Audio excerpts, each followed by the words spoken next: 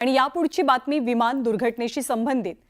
गेल्या महिन्यात याच दिवशी 12 तारखेला अहमदाबादमधला विमान दुर्घटनेचा प्रसंग घडलेला आणि एअर इंडियाच्या या विमानाच्या अपघाताबद्दलचा प्राथमिक अहवाल आता समोर आलाय।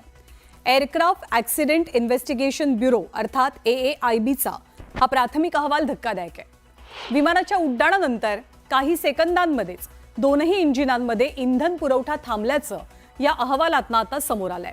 त्यामुळे दोनही इंजिन्स हवेतच बंद पडली। सीसीटीव्ही फुटेजमध्ये रॅम एअर टर्बाईनमुळे वीज पुरवठा खंडित झाल्याचंही स्पष्ट झालंय। दरम्यान या 15 पानी तपास अहवालात पक्षी धडकेचे कोणतेही संकेत दिसलेले नाहीत। सध्या प्रकरणाचा आणखी खोलवर तपास सुरू आहे। विमान अपघाताला 1 महिना उलटून गेलाय आणि प्राथमिक तपास अहवाल प्राप्त झालाय।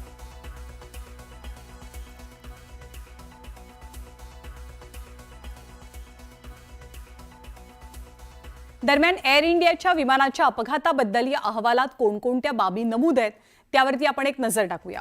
जसं टेक ऑफ झालं या विमानाचं, टेक ऑफ नंतरच इंजिन फ्युएल स्विच हा बंद पडल्याचं निदर्शनास आलंय।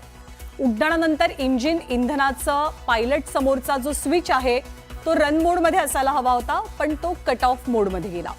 इंजिनाचा इंधन पुरवठा यामुळे स्वाभाविकपणे बंद झाला आणि एकामागोमाग एक दोनही इंजिन्स बंद पडले। ही दोन्ही इंजिन्स बंद पडल्यामुळे हे विमान जमिनीच्या दिशेने जाऊ लागलं, त्याला थर्स्ट मिळेनासा झाला। हे विमान अर्थात कोसळू लागलं। पायलटकडनं दोनही इंजिन रिस्टार्ट करण्याचा प्रयत्न झाला। यामध्ये इंजिन 1 ची रिकव्हरी सुरू झाली, पण इंजिन 2 दुसरं जे इंजिन होतं ते मात्र सुरू होऊ शकलं नाही। पायलटनं शर्थीचे प्रयत्न केले, पण हा दुर्दैवी अपघात घडलेला आहे। एक इंजिन आहे, हे दुसरं इंजिन आहे। याच्यामध्ये ह्या विमानाच्या पंखामध्ये टाक्या असतात इंधनाच्या। या इंधनाच्या टाकीतून ह्या विमानाच्या इंजिन्समध्ये सप्लाय जातो।